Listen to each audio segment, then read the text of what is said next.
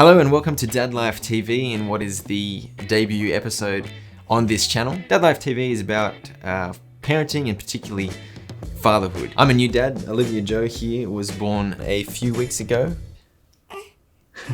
I'm no expert, I'm just a new dad, but nonetheless I'm keen to share a little bit about what it's been like becoming a new dad for me. But without further ado, let's jump into this video where I'd like to talk about 10 ways that dads can help survive the labor and birth of their child. And can I say by way of introduction to this topic that once you enter the portal of that delivery room in the hospital, nothing is sacred. Once you're in there, it's gonna be emotionally raw. It's gonna be physically raw and vulnerable. Honestly, it's gonna be pretty gory and somewhat gross, though kind of in a beautiful way, if you know what I mean. And the first way that I have for you to help survive the labor and birth of your child is to help with the contractions and the pain of the contractions specifically by any means necessary. If you don't know what a contraction is, it's the woman's muscles in the stomach and back and all around the torso doing crazy stuff to help squeeze and push out the baby. That's my scientific explanation, and it hurts a lot. But basically during those contractions, you gotta do whatever you can do to help her endure the pain and get through that. I believe there are breathing techniques that you can do. My dad texted me that I should be doing like a hoo, hoo, ha, but I don't think I really understood what that was. Maybe that's a tip I can give you. Actually listen and pay attention to some of the breathing techniques so you can help your wife do those. In my case, what I did was I massaged my wife's head during every single contraction. I helped her get in the shower as well. She spent a good chunk of that time in the shower. And of course, I talked with her and encouraged her throughout. Number 2, listen carefully to the medical staff, the midwives, the doctors, and literally anyone that says anything during the process of labor and the birth, and remember and retain that information. Hospitals are big machines with lots of moving parts. RPA, where we were, was fantastic, but there are lots of midwives and there's lots of doctors with different specialties, different opinions, different approaches, and different levels of experience. And all of these people will say lots of things. And your wife or your partner is kind of busy during this, so it's hard for her to take it all in. So pay attention to the doses of medicine your wife or your partner has received. Pay attention to the advice received. What time did she hit specific milestones?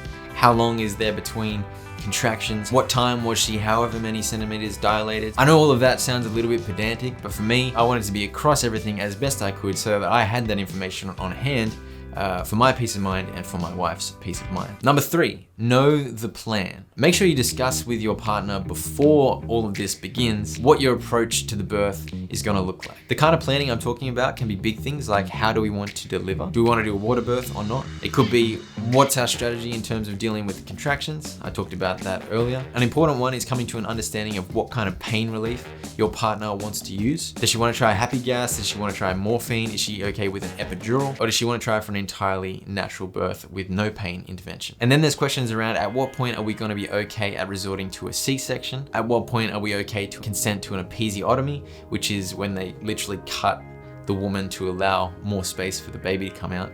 Gruesome, I know. Of course, all of your planning doesn't replace medical advice in the moment, but a bit of preparation will do wonders to help you make decisions throughout the process. Number 4, speak up to ask questions and get what your partner needs. If something's foggy for you in terms of understanding what the midwives or doctors are saying, then it's probably the same for your partner. She, of course, is kind of busy and maybe overwhelmed and preoccupied, so it's up to you to make sure you speak up and ask clarifying questions. Clarify all details, ask questions of the medical staff so that they can expand on any medical jargon that you might not understand. And as soon as something's not adding up or doesn't make sense, ask. All of this clarifying information will equate to peace of mind for you and your partner, which is hugely important because the emotional state of your partner is going to have a big impact on how well she can cope with the contractions and the pushing and all the crazy things that happen in birth. My 5th suggestion is to help make key decisions. My wife decided to get an epidural, which is basically a big needle in the lower back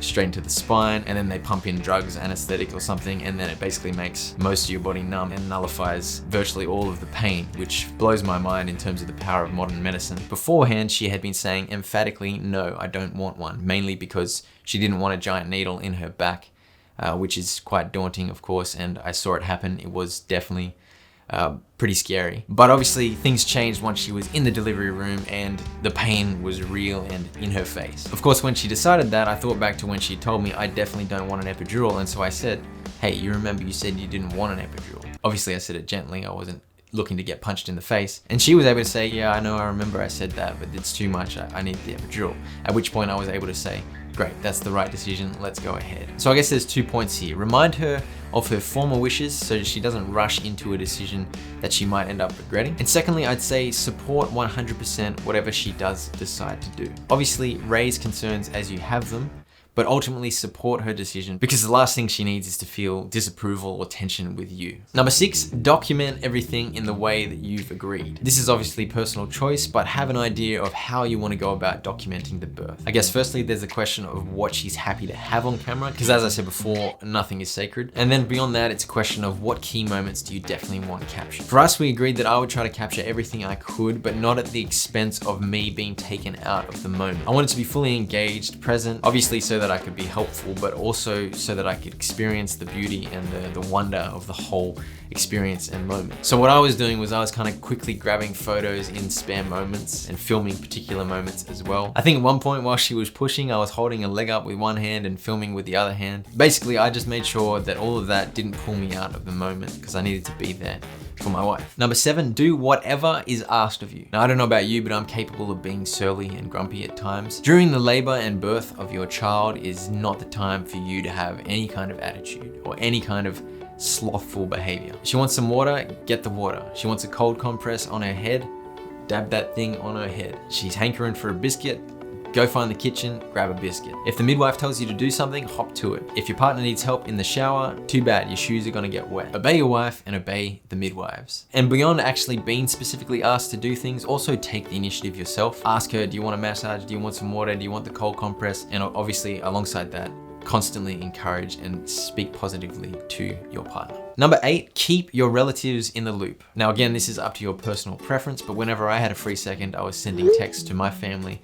and her family just to keep them updated and make sure they felt like they were part of the whole thing. Not only is that nice for your family and friends, but it's great for you and your partner as well because you feel supported by their response and their interest and their excitement. So I'd say do this if you can, however you want to do it. But for me, I didn't allow myself to feel the pressure that I needed to keep them included. But if I was busy and focused, then too bad. I'll update them when I can. Number 9, remind her what she's making all of this sacrifice for. Who knows what it'll be like for you, but Alyssa had a couple of moments where she was kind of like, I can't do this.